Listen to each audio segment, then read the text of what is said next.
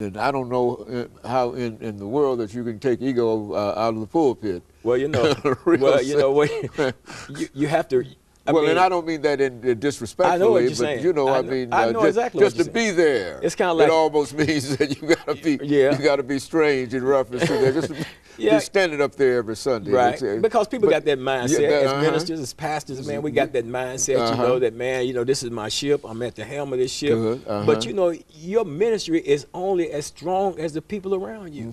You can't do it by yourself. You know, if you're the smartest one, if you're the smartest one in your ministry, if you're the smartest one in your business, if you're the smartest one in your organization, then your organization is in trouble because it takes strong people. It takes some weaker than you, some on the same level than you, and many above you in level of thinking and stuff like that and intelligence to make this thing work. And if we can overcome that ego, if we can get to the point where say, man, okay, yeah, this is your ship, but let somebody help you drive it. Or this is your ship. Drive it over here and offload some of your cargo over here in terms of the programs that you're doing. You got something that's working and you got something that's effective and it's building your church. Not so much as building the number of people in your church, but building the quality of people that's coming to your church. Then you should be willing to share that. That's something that's worth sharing. Oh, yeah. I mean, if your true intent is to build the body of Christ, if your true intent is to build up, and see, our vision is to build up a people of purpose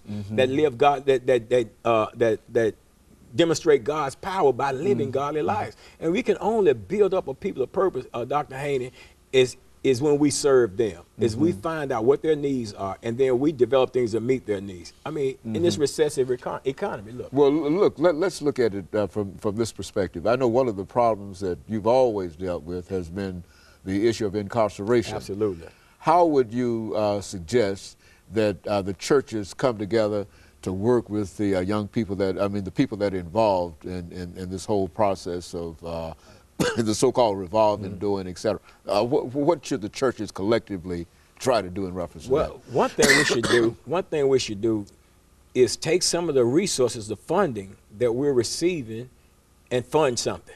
You know what I'm saying? Instead of just ourselves.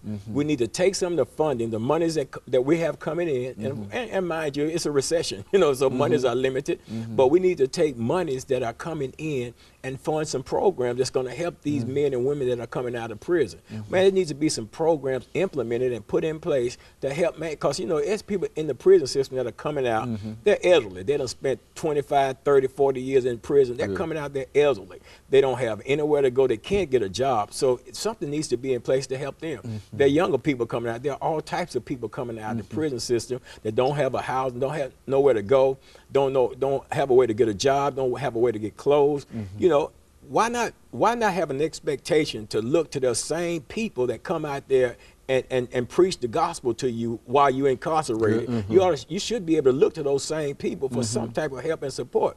Now, the key to getting it done is not relying upon one church to get it done, but if we can come together as a whole, and if we can each contribute, see, we always asking people to tithe.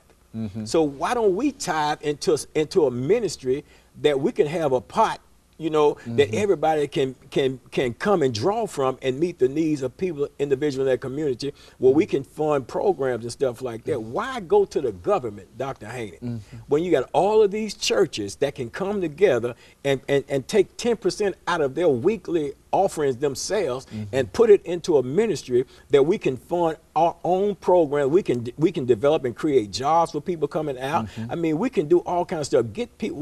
We're the answer to the recession if we get busy and do it. If we'll get off our high horses and kill these egos and come together as a unit, then we are the answer. We can solve the recession because we're bringing in some monies. You know, again, you know, recession, money is slow because, you know, people are losing jobs. But at the same time, if we come together, then we can build up an economic base and we can really get out here and solve some problems. We can really get out here and meet some needs. We can stop some foreclosure. We can take some people out of tent city off of the streets and stuff and put them in some good, clean, healthy, wholesome housing and stuff. We can be able to set some families up. Man, it don't make sense, Dr. Haney, for all these churches to be around here and women out there in tent city with their children, man, standing out in 30-degree weather, man, when all these churches around here, and all we have to do, Dr. Haney, has come together as a unit. We're so caught up in looking at how we can do it ourselves. And is there any one organization that you think that can lead to this? And I think that's probably a conversation for another time. Yeah. Pastor Walker. But let me thank you for coming by and giving us that excellent information in reference to what are some of the possibilities, even though, and I think we have to always start with the possibilities before people become convinced.